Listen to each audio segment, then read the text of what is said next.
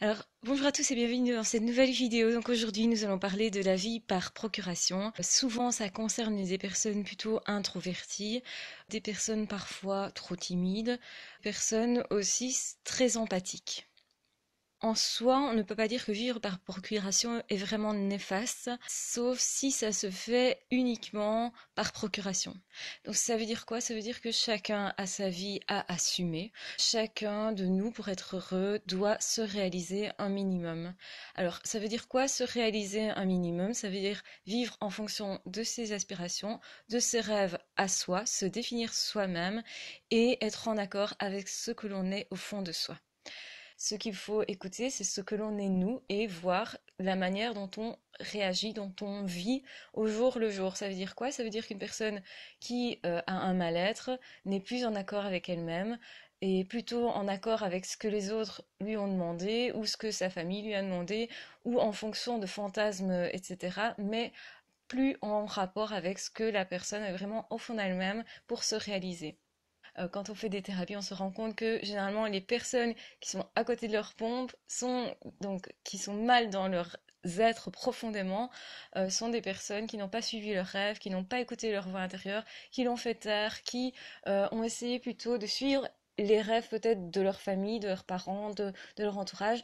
Et du coup, ça crée vraiment un dysfonctionnement dans la mesure où, évidemment, il y a une petite voix intérieure qui contredit ce que l'on est en train de faire au jour le jour et finalement qui va créer une distance en tout cas entre ce que l'on paraît être et ce que l'on est profondément. Donc ce qu'on est profondément est nié et au final on finit par développer donc une pathologie, en tout cas un mal-être, une dépression. On va essayer de comprendre ce que ça signifie. Généralement la personne justement ne sait pas écouter et à ce moment-là le thérapeute doit pouvoir amener la personne à s'écouter elle-même. Donc le thérapeute ne guérit rien réellement, elle met simplement une personne en rapport avec son intériorité. Donc, c'est-à-dire qu'elle lui demande de tendre l'oreille, exactement comme le ferait un kiné ou un ostéopathe qui demande à son patient de tendre l'oreille sur ce que dit son corps par une éventuelle pathologie, douleur, etc. Donc, souvent, quand on a un dysfonctionnement, c'est simplement parce qu'on ne sait pas écouter, parce que, évidemment, le monde dans lequel nous vivons n'est pas un monde simple. On nous donne toute une série de stimulations extérieures complexes et contradictoires, et donc c'est à nous à gérer toutes ces contradictions-là. Parfois, on vient d'un milieu familial, on se comporte autrement dans le milieu professionnel, puis on fonde une famille qui, au final, n'est pas non plus en rapport avec cette première famille de laquelle on vient, et donc ça crée des distensions, en tout cas au niveau interne et externe. Notre façon de vivre est peut-être différente de ce qu'on voulait au fond et de ce qu'on est véritablement au niveau de notre nature. D'où l'importance de comprendre notre nature, quelle que soit notre nature justement. Alors quand on est zèbre, c'est évident que on ne peut pas fonctionner vraiment très très loin de ce pourquoi on a été créé, je veux dire conçu. Ce qui est important, c'est que chacun fasse ce qu'il ressent au fond de lui. Pourquoi? Ben parce que c'est à partir du moment où nous sommes réellement présents, que notre cœur y est vraiment, que on va s'épanouir, que l'on va être heureux, que l'on va du coup pas développer de névrose, de dépression, de mal-être, de difficultés relationnelles également. On le sait tous, deux zèbres ensemble généralement s'accordent beaucoup mieux parce que justement ils peuvent être eux-mêmes. Donc c'est pas le fait tellement que ce soit deux zèbres qui fait que d'office l'amitié va se créer, c'est plutôt le fait que chacun puisse s'écouter soi et écouter l'autre et se comprendre mutuellement, parce que leur fonctionnement est proche. C'est exactement la même chose quand deux personnes ont vécu quelque chose de similaire, des traumatismes similaires, ça peut être des choses tragiques qui au final rassemblent des gens. Si on a vécu, prenons quelque chose de tragique tel qu'un viol, admettons que quelqu'un qui a été violé va chercher dans ce monde un écho quelque part, va essayer de comprendre cette expérience. Donc tant que cette personne nie ce qui s'est passé en faisant comme si ça n'avait pas existé, elle se nie elle-même. Donc d'où la difficulté effectivement de se construire. Donc souvent il y a aussi la honte d'avoir été humilié, l'incompréhension que ça peut engendrer, et aussi la non-envie de reconnaître ça comme étant quelque chose qui a réellement existé. Et donc, le fait de rencontrer une personne qui va assumer cette partie de son existence peut aussi faire du bien à la première personne, dans le sens où l'autre déjà va l'accepter telle qu'elle, sans jugement. puisque ça lui arrive aussi. C'est quelque chose que l'autre va comprendre très bien, va comprendre les conséquences. Donc évidemment, c'est à partir du moment où chacun a vraiment accepté ce qu'il a vécu que ça peut coller, que ça peut créer des belles histoires en fait. Parce que toute chose peut être dépassée. Alors évidemment, il y a des choses plus difficiles que d'autres à dépasser et évidemment, il ne faut pas rechercher nécessairement à se mettre en danger pour vivre des choses comme ça, hein, surtout pas. Donc, mais quand vous avez vécu des choses tragiques, il faut savoir que l'être humain a des capacités pour se reconstruire bien au-delà souvent que ce que l'on peut s'imaginer au départ. Et donc, du coup, ce qui fait que l'on est heureux, c'est surtout le fait qu'on ait fait quelque chose dans la journée, même quand on va prendre simplement une journée de notre vie. Une journée, c'est assez court, donc c'est quelque chose qu'on peut plutôt maîtriser, je veux dire. On a l'impression que c'est quelque chose d'assez futile, et au final, qu'est-ce qui fait qu'on est heureux ou pas dans cette journée-là? Eh bien, c'est peut-être justement parce qu'on a fait quelque chose où notre cœur y était vraiment. Vous avez les entrepreneurs qui disent ça, les créateurs d'entreprises. Généralement, ce sont des gens qui sont beaucoup plus heureux dans leur travail, simplement parce qu'ils ont choisi une activité, ils ont choisi qu'ils allaient faire ce travail-là, parce que ça leur plaisait, tout simplement.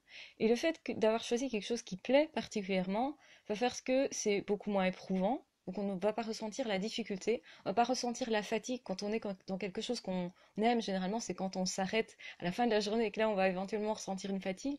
Mais tout au long de la journée, on ne s'en rend pas compte. Parce qu'on fait ça naturellement, parce que ça fait partie de nous. Donc il nous faut beaucoup moins d'efforts, effectivement, pour mettre en place quelque chose qui ressemble à ce qu'on est. Alors ça ne veut pas dire qu'il ne faut pas se lancer des défis. Ça veut dire que les défis qu'on va se lancer, sortir de notre zone de confort, comme font généralement les entrepreneurs, hein, c'est un défi. Et ils adorent ces petits challenges, généralement. Mais il faut que ce soit des petits challenges qui sont quand même pas trop loin de la zone de confort. Pourquoi?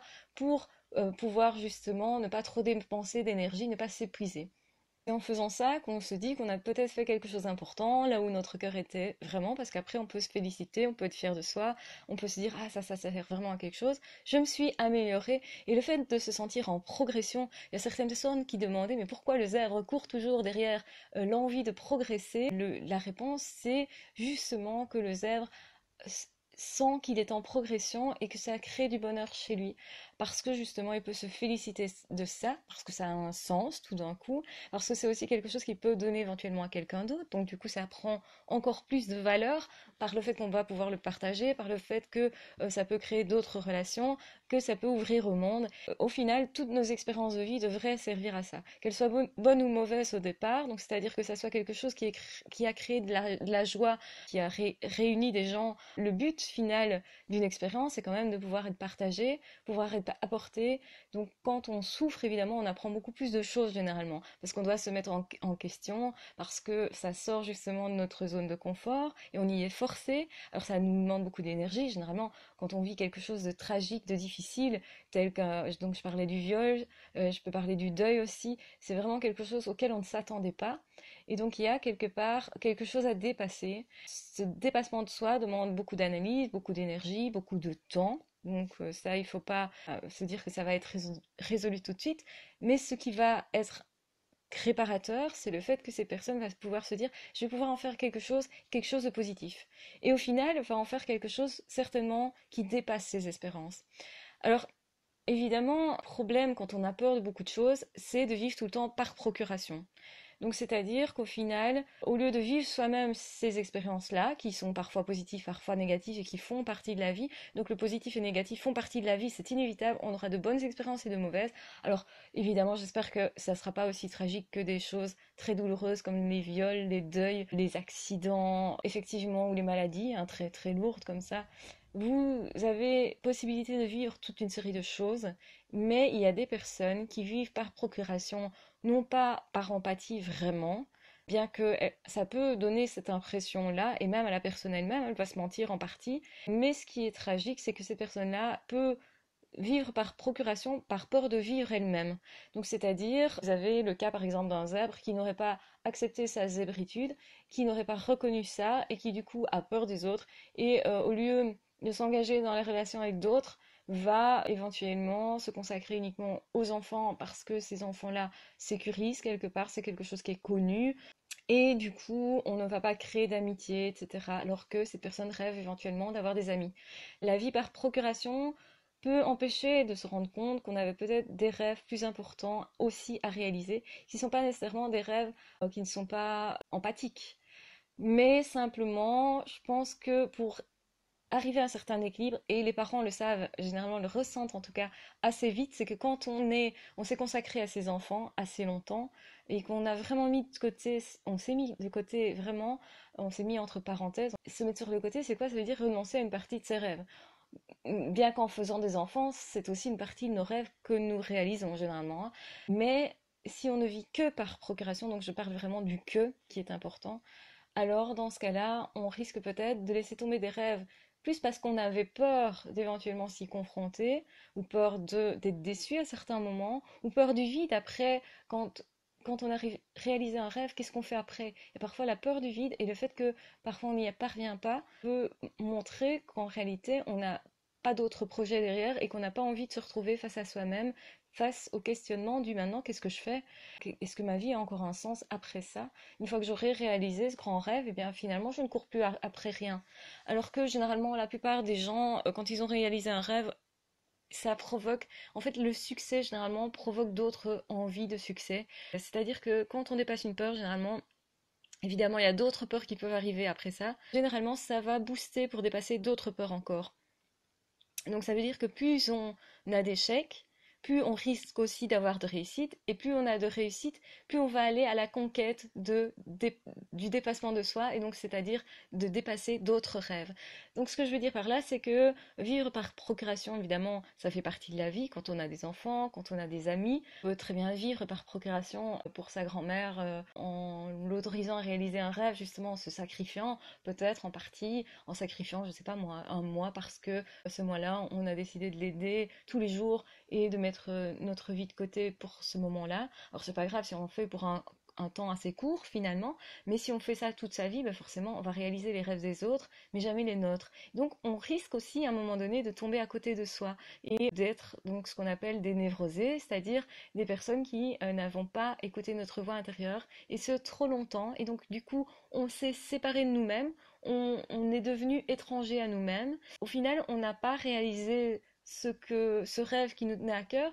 Et en fait, ce qui est grave, c'est pas tellement qu'on n'ait pas réalisé, mais c'est qu'on n'ait même pas essayé, qu'on ne se soit même pas écouté. Ça, c'est plus grave en fait, hein. Parce que les personnes, généralement, qui ont réalisé certaines choses, le disent, c'est pas tellement la réalisation qui vraiment vraiment pousse, c'est plutôt la poursuite de ce rêve-là, le fait qu'on soit fier d'avoir essayé, de s'être dépassé, de se lancer des défis, d'avoir osé et parfois d'avoir montré l'exemple justement aux enfants. Donc il y a beaucoup de personnes qui disent, hein, les enfants, hein, donc des adolescents qui parlent, des enfants qui parlent, qui disent que c'est pas mal d'avoir des parents en fait qui cherchent aussi à réaliser certains de leurs rêves, qui ne se mettent pas tout à fait entre parenthèses parce que il y a d'autres choses qui leur tenaient aussi à cœur et souvent c'est pas incompatible.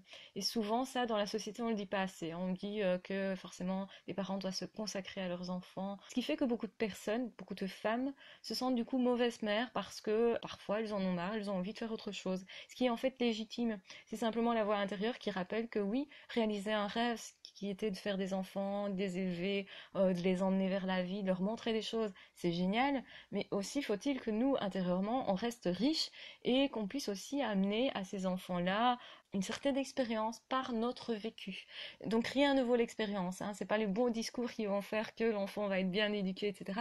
C'est vraiment l'expérience, c'est vraiment l'enfant va regarder comment les parents vivent et va en tirer des conclusions ou des contre-conclusions d'ailleurs à certains moments, hein, comme à l'adolescence, où là on va faire surtout pas comme maman ou papa, mais on va voir ce que donnent d'autres valeurs éventuellement, puis peut-être après vont revenir aux valeurs que les parents avaient voulu inculquer en se disant bah, finalement ils m'ont donné des bons conseils et maintenant je les ai expérimentés, je sais ce que ça vaut, etc.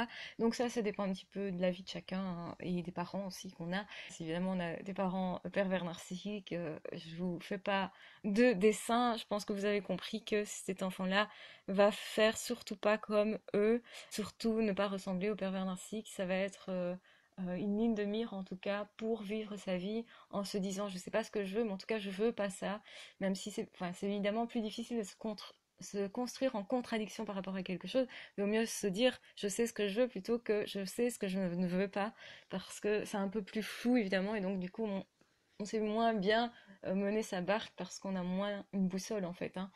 La vie est faite aussi pour qu'on décide son chemin par essai-erreur, et c'est pas grave d'essayer parfois des choses. Je pense qu'on est dans une société de performance où on nous pousse à surtout ne pas commettre d'erreurs. Et en réalité, la vie, c'est pas ça. La vie, c'est des expériences, des expériences qui sont parfois réussies, parfois ratées, mais c'est des expériences. Et des expériences, ça veut dire qu'on va en tirer quelque chose, on va en tirer des connaissances. L'expérience est importante à n'importe quel âge, et quelle que soit notre situation familiale.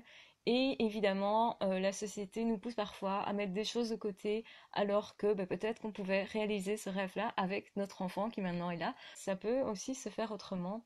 Et ce qui est très très difficile, c'est quand les parents sont vraiment frustrés de ne pas avoir réalisé certains rêves et alors les reportent sur l'enfant. Genre, la maman voulait être danseuse, eh bien ma fille, tu seras danseuse. Je voulais être médecin, mon enfant sera donc médecin. Et donc on le pousse dans une direction et l'enfant se dit mince, est-ce que c'est vraiment ma voie ça? Donc déjà il faut qu'il ait l'intelligence de dire est-ce que vraiment c'est moi? Ce qui n'est pas toujours donné aux enfants qui ont envie aussi de faire plaisir, surtout s'ils sont plus empathiques, etc. On leur met parfois un peu de bâton dans les roues. Alors si ça correspond vraiment à ce qu'ils sont au fond d'eux, pas de problème. Mais si ça ne correspond pas, eh bien cet enfant aura peut-être plus de mal à trouver sa voie. Et ça c'est un petit peu difficile du coup pour les ados, qui doivent se battre un peu plus pour trouver leur liberté et pour se définir évidemment. Alors donc on peut vivre par procuration. Donc enfin souvent quand on pense vivre par procuration, on pense vivre pour ses enfants. C'est une idée qui est beaucoup vue dans les films, à la TV. Enfin, on met vraiment en lumière ce côté on vit pour ses enfants et c'est tout à fait normal. Alors qu'on pourrait tout à fait vivre par procuration pour d'autres personnes, comme nos amis, parce qu'on est content quand nos amis ont des réussites, ce qui fait partie de la vie aussi. On apprend à se réjouir des réussites des autres et on peut parfois se réjouir d'ailleurs de gens qu'on connaît pas très bien, mais ça nous booste quelque part, ça nous donne de l'espoir, et donc du coup on s'en réjouit, et c'est une façon de vivre aussi par procuration. Et donc la vie par procuration n'est pas mauvaise en soi, tant qu'on ne se renie pas soi-même, tant qu'on ne dépasse pas certaines limites de non-réalisation, et quand on ne va pas dans l'idéalisation du je veux pour toi un rêve que j'avais pour moi, mais qui ne s'est pas réalisé, et donc toi tu feras ça parfaitement. Donc on va mettre la barre très haut à ces enfants-là, et ces enfants-là vont avoir ce qu'on appelle une névrose d'échec, c'est-à-dire la peur de ne pas réussir. Du fait que la barre est passée très haut, c'est aussi des enfants qui peuvent devenir, donc j'avais parlé de personnalité évitante, des enfants qui seront plus facilement en personnalité évitante, du fait de manquer de confiance en soi, d'avoir peur de blesser l'autre parce qu'on n'arrive pas à être dans tel ou tel rêve. Et parfois, des gens comme ça vont construire une carrière entière sur des rêves qui n'étaient pas les leurs, et puis à un moment donné, vont faire des burn-out, vont faire des dépressions, enfin, vont passer par des étapes de remise en question, parfois à 40 ans, 50 ans, aux époques charnières de la vie, où on se dit, mince, qu'est-ce que j'ai fait de ma vie au final? C'était pas mon rêve, c'était pas ce que je voulais. Alors, s'en rendre compte, ça fait partie du chemin, et c'est aussi une expérience de vie qui vaut la peine aussi. Donc, se tromper, c'est important. À partir du moment où on en tire quelque chose, on en tire des apprentissages. Donc, c'est pas grave en soi de se tromper, mais de rester sur des mauvaises voies, ça par contre, c'est mauvais, puisque forcément, à un moment donné, on va tomber dans une pathologie. C'est de la mélancolie, c'est de la tristesse, et au final, ça peut se transformer, aller jusqu'à la dépression, voire aux idées suicidaires, parce qu'on se sent au final impuissant de sortir de cette situation qui ne nous convient pas. Parce que peut-être, à ce moment-là, on n'aura peut-être pas la force psychologique de s'opposer aux autres, d'où l'importance de choisir son chemin vraiment en fonction de sa voix intérieure, et de le faire tôt. Plus on le fait à l'adolescence, généralement on le fait à ce moment-là, on se pose au moins des questions à ce moment-là. Mais il y a des ados qui n'osent pas contredire les parents parce qu'il y a une famille justement derrière qui sont peut-être plus insistantes. On a peut-être aussi un caractère plus passif, donc ça dépend de ce qu'on est aussi à la base, de notre comportement. On a peut-être plus d'empathie qui fait qu'au final on a envie de réaliser les rêves des autres et on se rend pas compte qu'en fait on y est si impropre. Ou alors peut-être simplement on n'arrivait pas à savoir ce qu'on veut nous, et c'est peut-être plus pratique d'aller dans une voie qui nous est toute tracée. Mais à un moment donné, il faut quand même se poser la question, est-ce que c'était vraiment ma voie là? Parce qu'un être humain ne peut être épanoui qu'après s'être posé cette question-là. Est-ce que ça correspond à ce que je suis? Et parfois, c'est aussi la question, est-ce que ça correspond toujours à ce que je suis? Ça veut dire quoi? Ça veut dire qu'à certains moments, on peut choisir un chemin et puis se rendre compte que ce n'est plus notre voie, qu'il faut passer à autre chose. Et ça peut être des étapes de vie. Donc c'est pour ça que les zèbres sont des gens qui évoluent énormément et c'est pour ça aussi qu'ils changent beaucoup de métiers. Alors souvent c'est vu comme quelque chose de négatif de changer beaucoup de métiers, alors qu'en fait ce sont des personnes qui ont besoin d'expérience, plus de stimulation et donc ont besoin d'effectuer effectivement beaucoup plus d'expérience, d'en tirer peut-être aussi beaucoup plus de richesse, il pourra donner aux autres beaucoup plus du coup, ce qui fait du zèbre quand même un animal entre guillemets un être humain qui va être beaucoup plus sociable en réalité. Pourquoi? Parce qu'il peut partager beaucoup plus de choses.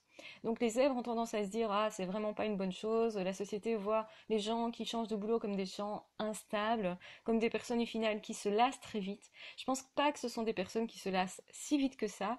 Ce qui se passe, c'est plus que ce sont des personnes qui ont besoin d'apprendre davantage, besoin d'évoluer davantage, besoin aussi de ressentir comme ça qu'aujourd'hui particulièrement, on a avancé et qu'on a fait quelque chose d'utile. C'est vraiment déterminant pour se sentir heureux. Et ça, les entrepreneurs le disent, hein. Quand on a fait quelque chose d'utile pour la société dans cette journée-là, qui me tenait particulièrement à cœur, eh bien, je me sens heureux. Ça, c'est une phrase régulière des personnes qui entreprennent. Alors, entrepreneur, j'avais expliqué hein, la différence entre simplement un indépendant qui veut créer son boulot et un entrepreneur qui vraiment vit son rêve à fond, qui veut se développer en même temps, qui veut en fait apprendre. Donc qui n'est pas là simplement pour mener une entreprise à bien, mais qui est conscient aussi que parfois l'échec est utile et fait progresser. Et donc, effectivement, vous allez recréer une société, enfin, tant que vous vous arrêtez pas là, effectivement, vous avez une possibilité plus grande de réussir financièrement, enfin, dans les affaires en tout cas. Alors, est-ce que c'est bien, c'est pas bien, ça dépend ce que vous faites comme activité, ça, je vais pas juger là-dessus. Et puis, je pense qu'il y a l'apparence aussi et ce qu'on essaye de faire derrière qui n'est pas toujours la même chose, hein. Il y a des gens qui essayent de créer des sociétés avant de se rendre compte qu'en fait, ils exploitent des gens et donc d'arrêter à ce moment-là parce que c'est pas leur valeur humaine, mais parfois avant de se rendre compte de ça, eh bien ils ont cru créer vraiment quelque chose d'humainement important, d'humainement motivant. Il y avait peut-être des bonnes inventions derrière, vraiment aussi des bonnes intentions de mettre la famille à l'abri. Donc vous voyez que là, dans le sens où si c'est pour faire un cadeau à quelqu'un, c'est quelque chose quand même de louable, d'honorable, de très relationnel. Faire plaisir à un ami, c'est une façon de donner de l'amour aussi. Et souvent, argent et amour sont confondus dans les familles, enfin je vais dire, c'est un peu un cliché, mais dans les familles nobles, alors attention, prenez ça avec des pincettes, mais effectivement, il y a certaines familles qui, au lieu de donner leur amour, vont donner leur argent et vont assimiler ça à je te donne de l'argent, donc ça veut dire que je t'aime. Sauf que l'enfant va se dire, mais moi, ce que je veux, c'est de l'amour, c'est pas de l'argent. Et il va pas nécessairement comprendre que pour l'autre, pour certaines familles fonctionnent comme ça, hein, associent le fait de donner de l'argent pour remercier l'autre, pour lui dire d'une certaine façon je t'aime, alors que c'est plus simple de dire je t'aime tout court, mais voilà, certaines personnes fonctionnent comme ça, donc on va pas juger les fonctionnements, mais sachez que ça existe et que peut-être vous êtes dans une famille comme ça et peut-être que le jour où vous allez recevoir de l'argent, vous allez, au lieu de vous dire oh c'est encore que de l'argent, vous allez peut-être vous dire, mais peut-être que derrière, il y a un je t'aime. C'est un peu comme quand on reçoit un cadeau, on vous offre, je sais pas moi, des pralines. Qu'est-ce que ça veut dire? Est-ce que c'est un acte de reconnaissance? Est-ce que c'est un acte un désir peut-être éventuel de rentrer en contact avec vous? Est-ce qu'au contraire, c'est pour vous faire plaisir? Est-ce que, offrir de la nourriture à quelqu'un, généralement, c'est une façon de rentrer en relation. Et tout le monde n'est pas conscient de ça, mais, parce que c'est pas dit. Les actes, les hommes utilisent beaucoup plus les actes généralement pour dire les choses et les femmes beaucoup plus des mots. Et donc vivre par procuration, c'est forcément aimer l'autre parce que quand on fait ça, forcément on aime les personnes autour de soi. Attention qu'il faut aussi distinguer les pervers narcissiques qui vont pas vivre par procuration mais qui vont adopter, phagocyter l'autre, hein. Donc ça c'est pas ne pas faire l'amalgame. La vie par procuration, c'est aimer l'autre et mettre des projets sur l'autre éventuels qui sont parfois trop lourds à porter. Attention que ça ne doit pas nous empêcher de réaliser nos rêves, en tout cas les plus importants pour nous, les plus en accord avec ce qu'on est. Alors tous les rêves ne sont pas réalisables. D'office, on aura trop peu de temps tous pour réaliser tout ce que nous aurions voulu un jour. Ça, c'est une réalité, c'est frustrant, mais c'est comme ça. Mais on pourra sélectionner la partie la plus importante pour nous.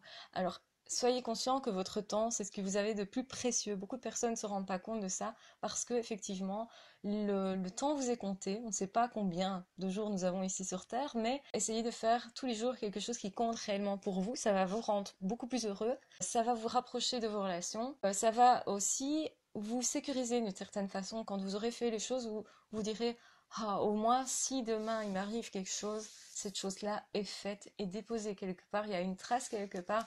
J'ai dit à cet enfant que je l'aimais, ou j'ai dit à cet ami qui comptait vraiment, il n'aura plus à se poser la question, c'est fait. Et ça crée un soulagement, ça crée une satisfaction aussi d'avoir fait quelque chose d'important, d'avoir posé des actes importants, d'avoir éventuellement laissé des traces dans ce monde et d'avoir aidé éventuellement des personnes autour de soi qui vont aussi garder une trace de ce qu'on est. Je pense que ça peut créer du sens pour nous. Je pense que c'est ça qui est important, qui rend heureux, hein, c'est de créer du sens. Si on a un sens au fond de soi à sa vie, si on ressent profondément que notre vie a un sens, on va être beaucoup plus heureux. Mais effectivement, la vie est courte et il ne faut pas gaspiller son temps. Beaucoup de personnes se laissent phagocyter comme ça au niveau du temps, en donnant son temps sur tout et n'importe quoi, en faisant des activités qui comblent la vie, qui empêchent de penser plus qu'autre chose, mais en fait, on ne se pose pas la question, est-ce que c'est important pour moi? Évidemment, on ne sait pas toujours faire des choses importantes pour nous. Il y a des choses qui parfois ne sont pas importantes pour nous, mais on le fait pour faire plaisir aux voisins ou à une autre personne. Mais peut-être que cette relation-là est importante et que c'est ça que ça signifie, que du coup, si ça devient, ça a quand même une valeur. Donc voilà, prenez surtout bien soin de vous. Vivez par procuration, oui, ne soyez pas dupes si un PN vous dit qu'il vit par procuration, ce n'est pas vrai. C'est quelqu'un qui phagocyte l'autre parce qu'il n'a pas de personnalité propre. Donc il va aller rechercher en l'autre toutes des caractéristiques, il va copier l'autre, donc pour l'effacer en réalité. Donc ça, c'est pas du tout vivre par procuration, ça. Parce qu'il n'y a pas d'empathie, il n'y a pas d'amour, il n'y a pas de voilà, je fais un rêve pour toi.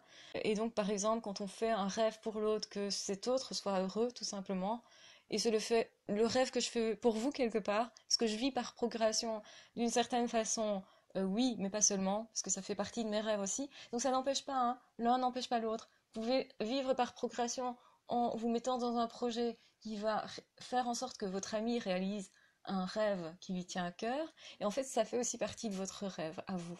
Déjà parce que cette amitié fait partie de votre rêve, et aussi parce qu'éventuellement vous avez un projet commun que vous pouvez faire en commun, donc vous allez avancer tous les deux ensemble. Et là ça devient intéressant. On vit par procuration et en plus on vit pour soi, donc il y a deux parts de soi qui est satisfait, et là c'est idéal parce que chacun a un bénéfice à faire quelque chose ensemble. On ne le fait pas pour l'autre à son détriment, on le fait pour l'autre, avec l'autre et aussi pour soi, parce que ça nous fait plaisir, parce que ça crée une relation, parce que ça a un sens pour nous, parce que c'est le même rêve peut-être que cet ami, ou parce que simplement on a envie de connaître ce que cet ami va tirer de cette expérience-là. Donc on est curieux de ça éventuellement, et peut-être parfois les gens qui n'ont pas de rêve à ce moment-là à réaliser, ou simplement parce que leurs rêves actuels sont pas possibles, ils vont se mettre dans d'autres projets de d'autres personnes pour en fait avancer quand même vers un objectif qui leur est personnel, ou simplement aussi tromper la solitude, ce qui est important, hein, parce que la solitude,